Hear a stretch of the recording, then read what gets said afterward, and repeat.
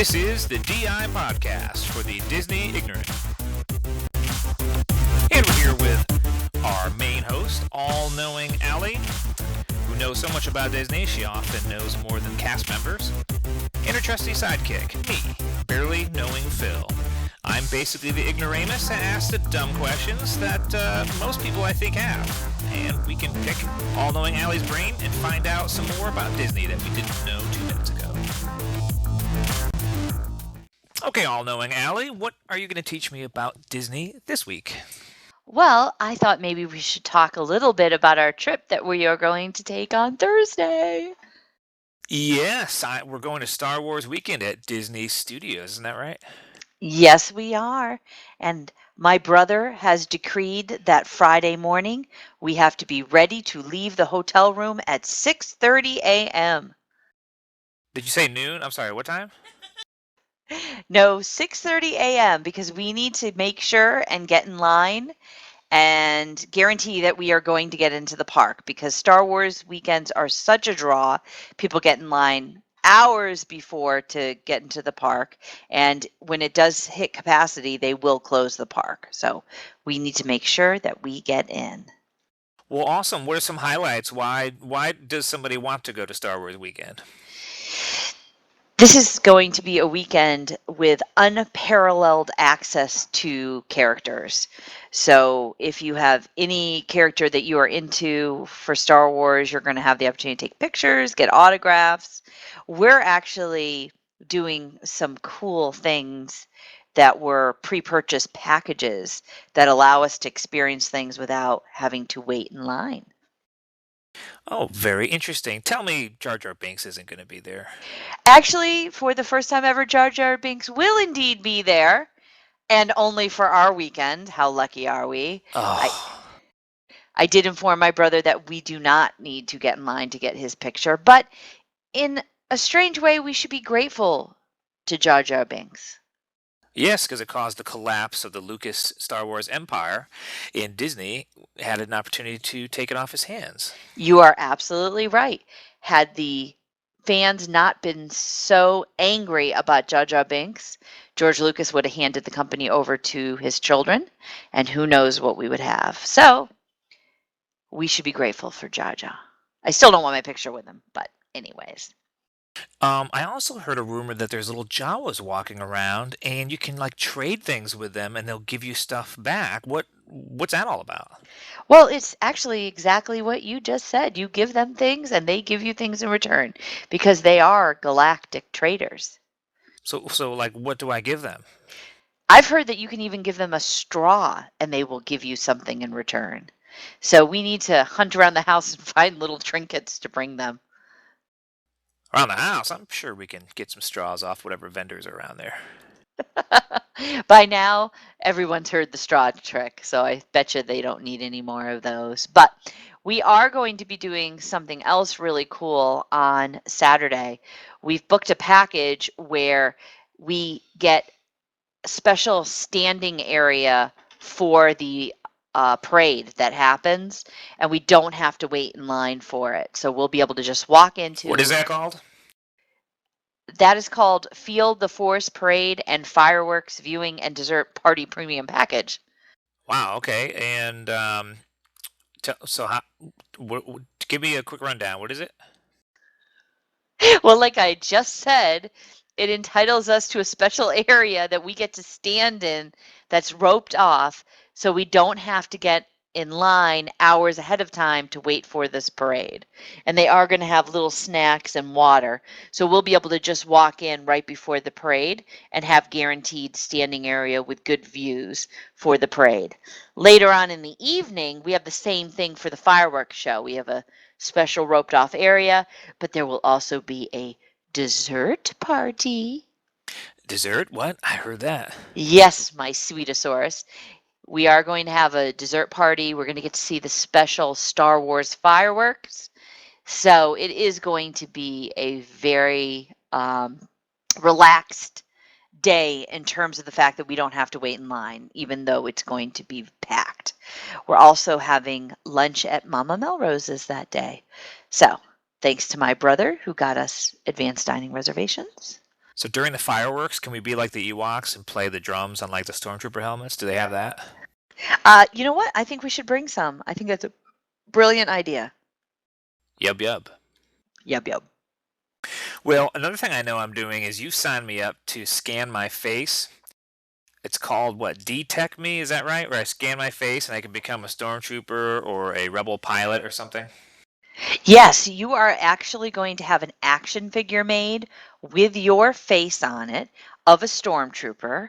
So, very similar to the Big Bang Theory the other day where they bought a $10,000 3D printer.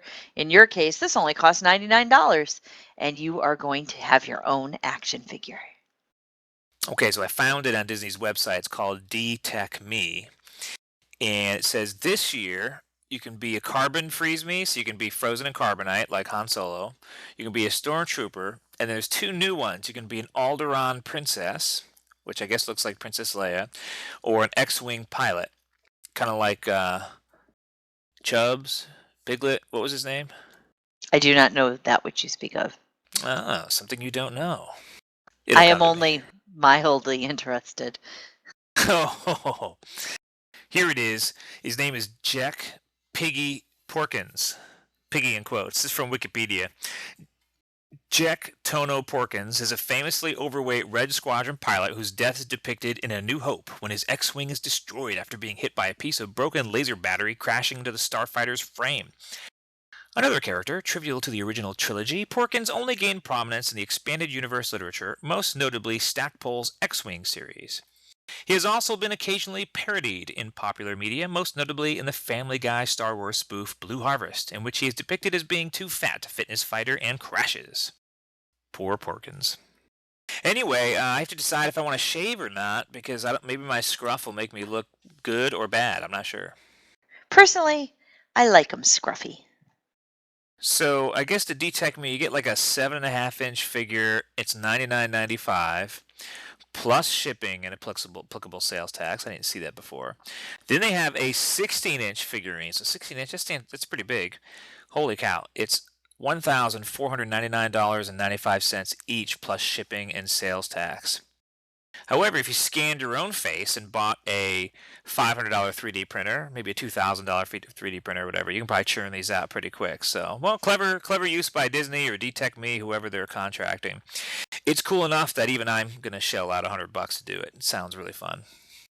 Well, we have an awesome weekend ahead of us, and who knows who else might show up. Maybe J.J. Abrams will come around, and I'll be able to tell him what to do so that he doesn't screw up Star Wars. Oh, wait, Seven Dwarf Mine Train opens at Walt Disney World. I'm seeing this just now. You have any news on that? Well, I do know that there are some select days that you can make fast passes. Unfortunately, I was not able to get us fast passes for the 2 days that we're there for it, but we will keep our eyes peeled. If we hear that it is in fact going, we might bop over there. That's the advantage of having a park hopper ticket. You can go to any park, or you can go to all 4 parks in one day if you choose. Very nice. Anything else on to share with me? Maybe our upcoming weekend? The only other thing is we're going to Beaches and Cream, and we're going to get ice cream sundaes. Ooh, I love ice cream, and I've always wanted to go there and try it. Hopefully, it lives up to the hype I've made in my own head. They do have the kitchen sink there, which involves 10 scoops of ice cream and like every topping that they make. But I don't think we're going to go that route. I think we're going to go individual sundaes. Wonderful. I have something to share with you, all-knowing Allie, that you might not know about. Other than the fact that I didn't know what the name of the X-Wing fighter was. But what is it that you know that I don't know? Well, I know the history of Jelly Roll's dueling piano bar at the Boardwalk, which is one of my favorite night spots to go to when we go to Disney. And what is its history, other than the fact that it is super, super fun? Well, Jelly Rolls apparently was named after somebody called Jelly Roll Morton, a legendary jazz pianist. And what I love about it is you have these two guys up there playing the piano, and they play together most of the time, or they support each other, and they sing just about any song anyone's ever heard of. And that's the most amazing thing is you can put up like the most obscure song, and even if they don't know it, they'll learn it like over their 10-minute break or whatever. Well, they'll go to the bathroom. They say they'll look it up online and try to figure out what the tune is. Come back and sing. They've got lyrics and everything. It's really amazing, these guys. And they even did, what was that? Pineapple Princess. Yes, Annette Funicello's #1 hit, Pineapple Princess. Yeah, so, who's ever heard of that? But somebody requested it, and they went in the back, took about 5 minutes, learned it, came back and played it. It was pretty amazing. Jelly Rolls is a great place. They don't have any food. They've just got drinks. It is $12 cash to get in. You have to pay that entry fee in cash, but then you can use credit cards once you're inside. So definitely, since we are going to be staying on the boardwalk, I am sure that every night will be ending with Jelly Rolls. Yeah, so here's a kind of a review I found online. So you're right, Jelly Rolls has a $12 cover. It's on the boardwalk.